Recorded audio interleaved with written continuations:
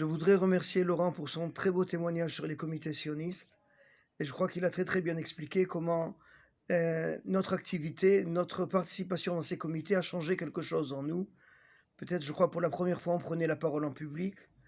Pour la première fois, on prenait des prises de position claires et l'histoire de Laurent avec la première affiche qu'il a écrite, qui a fait tellement de bruit, je m'en souviens très, très bien.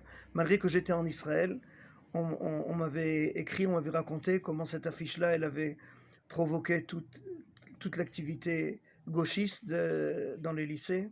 Et en général, la majorité des profs là-bas étaient gauchistes. Et l'acte de Laurent était vraiment un acte de courage. Mais avec sa permission, je voudrais parler sur un autre aspect de l'activité des comités sionistes. C'était avant tout un lieu intime où on se retrouvait entre copains juifs, Kamouvan, et très souvent aussi entre copains juifs qui ne voulaient pas manger à la cantine. Alors on venait manger le sandwich que nos mères nous préparaient, on se retrouvait au comité sioniste. Et là-bas, on retrouvait toutes sortes de personnes.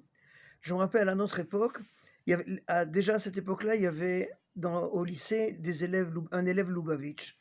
Et pour nous, c'était très, très, très clair dans notre vocabulaire de juifs de Sarcelles. Il y avait les juifs religieux, il y avait les juifs très religieux. C'est quoi un juif très religieux? Un Lubavitch. C'était notre compréhension des choses.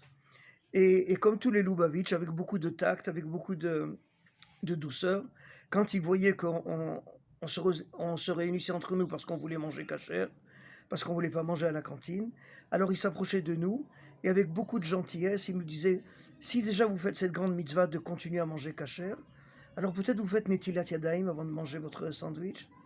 Et comme beaucoup de Lubavitch, c'est difficile de leur dire non. Alors on faisait Netilat Yadayim et on faisait Amotzi. Et quand on avait terminé de manger, alors on faisait Birkat Hamazon, on faisait Zimoun. Et il y avait une atmosphère très galoutique dans ce comité sioniste. Et pour une fois, j'utilise cette expression sans aucune pointe de critique, ce qui est rare chez moi. Et je le dis avec beaucoup de tendresse, beaucoup de tendresse. On voyait des gens qui n'avaient pas eu le temps de mettre les tefilines euh, en se levant le matin. Alors ils les mettaient au comité sioniste. Alors pendant que nous on mangeait, on voyait des gens qui sortaient leur tefilines de leur cartable et qui entamaient vite une prière rapide comme ça. Et, et c'est la chaleur de ce comité sioniste, je crois elle a beaucoup fait pour nous encourager à, à, à préciser davantage cette identité juive dont on était en quête et en recherche.